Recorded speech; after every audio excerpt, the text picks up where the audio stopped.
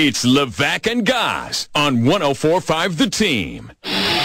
Very cool moment. We haven't had a chance to talk to this gentleman in a little while because he's moved to a later time slot. Host of ESPN 98.7, the Alan Hahn Show. Alan Hahn joins us right now. Of course, when we talk Knicks, we talk about your opinion. I've got my co-host Goz over here, who is the biggest Carmelo Syracuse homer in the world. Please tell him the Knicks are better without him.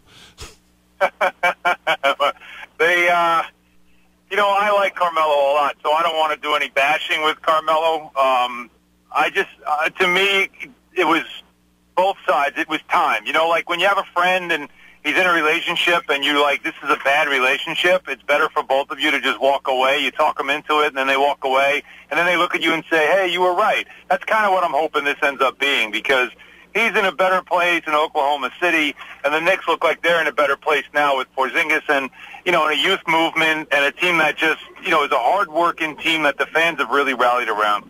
And I guess that's what I'm trying to say to him. Like, I originally, Alan, that's what I was like, it's not a bad thing about Melo. It's just where this team is. Yeah. He's not a good fit. And he got so butthurt that it's become a personal Hang on a second. That's to defend myself a little bit, Alan, here. The Knicks fans right here in the Capital Region, every time the Knicks win a game, it's going to be 82 times a season. How about right now, Goz? Are they better now without Carmelo? How about today? Are they better now without? That's what I'm dealing with every day, man.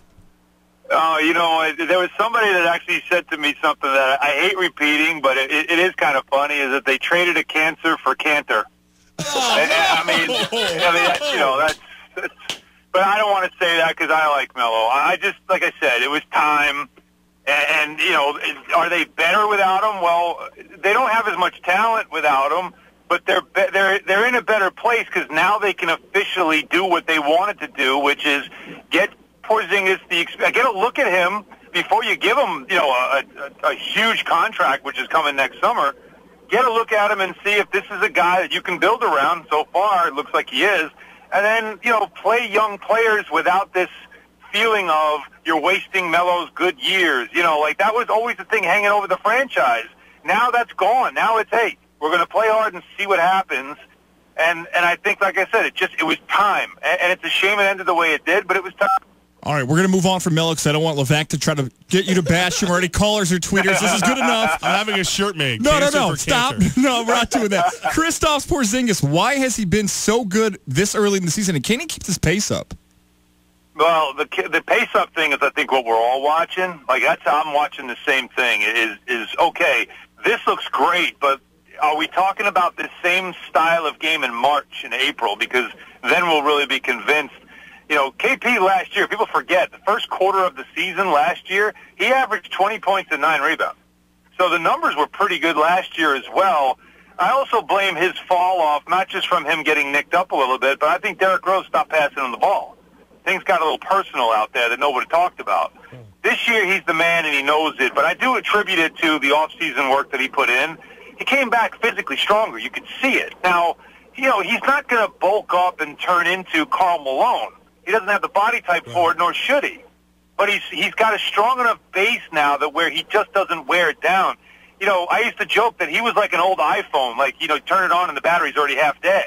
Like at least now he holds a pretty good charge. I guess it's the best way to put it. Alan Hahn with us right now, helping us make sense of the New York Knicks. So, Hahn, when you look at the return of Joakim Noah, is that a potential grenade that could derail this season? No, not at all. I don't think they're really going to play him. He didn't even dress the other night. Enes Kanter has been he's been so good to start off games. His energy, his defense, toughness, his finish around the rim, all things like early in games that set a tone. He's been great at that. So he's solid in that spot. And Kyle O'Quinn's been good off the bench as the backup center. He's another one bringing some energy. He's got a contract year this year, so he's got a lot of incentive to have a good season. They don't need to play Joakim Noah. And Joakim said all the right things so far about whatever they want me to do, I'll do it. He'll be, a leadership voice and do what he can to help the young players. So I don't think he'll be a disruptive force whatsoever. And if they do have an injury, God forbid, at least you have an experienced guy that can step in and play. And we didn't even mention the fact that Billy Hernangomez hasn't really seen any time at all. Right. And he was expected to be a regular rotation player. So they're way too deep at center in a league that normally, most teams don't even play centers anymore. Yeah, and those guys are really good, having a fantastic season. The other guy is Tim Hardaway Jr. at a different spot on the court, but is he good enough to be a number 2 for the remainder of this season? I'll tell you what, he might have been their best player against the Cavs. Right. Yeah, he was good in that game. And and that game was one of those, emotionally rattling kind of games that a team that's young, a team that doesn't really have a veteran leadership core, you get rattled in games like that. The building was lit up. And, there's the Cavs, and it's a big deal. And Hardaway, he played like no big deal. Like, he showed up, and I like that. He's changed his game since the first week and a half of the season, where he generally was just jacking threes and just trying to get into a rhythm from the outside. You're seeing him drive the ball a lot more to the basket, and that's made a difference. I like what I'm seeing out of him because he's carrying a lot of weight, obviously, in the wallet, but he's carrying a lot of weight in expectations, and he's hearing it from people, and he had to get over it. I know I said this to somebody in the organization early in the season when, people were calling him out, he wasn't playing well, and I said, he's got to understand, that money's guaranteed. They're never taking it away. He's getting that money regardless of how good he plays. So he might as well just relax and just play. And you could see that he started to do that, and I like what he's doing. Now, is he good enough to be like look, when you say number 2, you're saying another all-star. Right. I don't know if he's that. But right now, he's the best they have as a number 2. Alan Hahn right now, 104.5, the team, ESPN Radio. So, Hahn, this team, I'm a Knicks fan, and every year it seems like they get off to a decent start. I start to buy in, and they yank the rug out from underneath me.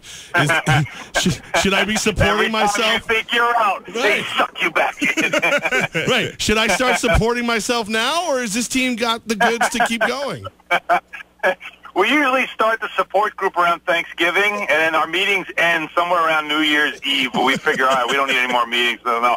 Honestly, like I said at the top, it's a different feel. Like, obviously, you're watching them, so you can see it, right? Like, I don't have to explain. I can give you every useless stat you could possibly want that backs up what I'm saying. They're the number 5 team in defensive field goal percentage, which I don't think I've been able to say that about a Knicks team in 15 years. They are also averaging over 22 assists per game. I can tell you for sure they haven't done that in 15 years. So the ball's moving, and their defense is better, a lot better. So I think there's some tangible reasons to say, this is something you can believe in. Also the fact that the core of the team, their most important players, are young, so they're going to be around for a while. There shouldn't be a lot of transition. Here's what I'll tell you why you should have, as Stephen A. always says, cause for pause. Because your best player is 22 years old, and we know he's fragile. And if something happens to him, well, that's tough on the season. But then again, like we haven't been able to say in many years in the past, they still have their draft pick. So even if it's a lottery pick, it's a good draft, and the process of building can continue. So I just don't feel like it's the past where it's an old team, or it's a slow team, or it's a team that really doesn't get into defense that often and they rely on the 3. This is different. This is a younger team that plays hard, that has a couple of pieces that you feel like will be around for a while. If you're old enough to remember the late 80s, I liken it to that. Mark Jackson, Gerald Wilkins, Patrick Ewing. That was a fun team that you knew was on its way, but they weren't quite there yet. I think that's where this is right now. Alan Hahn with us now. Of course, we here on 104.5, the team, miss you with the Humpty, Canty days. Do you miss that show? Oh, yeah. I mean, it's those guys, as like to work with them every day was basically just like hanging out with your boys. Like, it was literally, I wasn't really going to work. Like I would say, just for, dramatic purposes, I have 2 jobs. But it wasn't, that's not a job. I just get to go hang out in the city with 2 of my friends and, talk sports for a couple hours. And it was a great time. I learned a lot from those guys. But to be honest with you, schedule-wise, it was almost impossible for me to do that and also my job with MSG Network and the Knicks games, which is a huge passion of mine and something that I just couldn't give up. So, between that and obviously and my family, something had to give, and I just couldn't believe that the station was kind enough to say, We don't want to lose you, so why don't we do this swap? And I think Rothenberg fits in great. You know, I think he's perfect for that show, and so it remains a really good show. We agree, but we want to know, does Rick DiPietro really hate Dave Rothenberg? Because we know he likes you. Does he hate Rothenberg? Nobody really hates Dave. He's just easy to get, like you know how Rick is. If he can needle you, he'll do it, and he'll do it for hours. Of course. And Dave is that guy that is so easy that you can push his buttons and set him off, and it's entertaining, and you just sit back and watch the fireworks. So I just think Rick likes to do that because he knows it's entertaining. Yes, and Chris Canty calls Dave a lowlife constantly on the air. So. And I asked him, I was like, if you could just blindside take him out one time, would you? And he said yes. Oh yeah, yeah. No, that's the thing with Dave though. Is like he's one of those dudes. Like if you ever seen somebody with road rage, there's certain people where you're like, if that guy, like seriously, if we were walking right now, that guy wouldn't be acting up like this. There's other people you look at them and you're like, I think I'm just going to keep my eyes forward. Like, I think I'm good. And Rothenberg is that road rage guy. He's the guy that you just basically pretend like you didn't even know. Like, I didn't know I cut you off. Oh, you know, like you just ignore him. Because he's one of those guys that anything at any moment, you know he's down for anything. So I wouldn't mess with him. Alan Hahn, man, we appreciate you. We have been missing you up here in the Cap region. And, of course, if you're listening down in the city, 98.7, the Alan Hahn Show, and all your Knicks coverage, thanks for making some time for us. You got it, boys. Take care. Good to talk.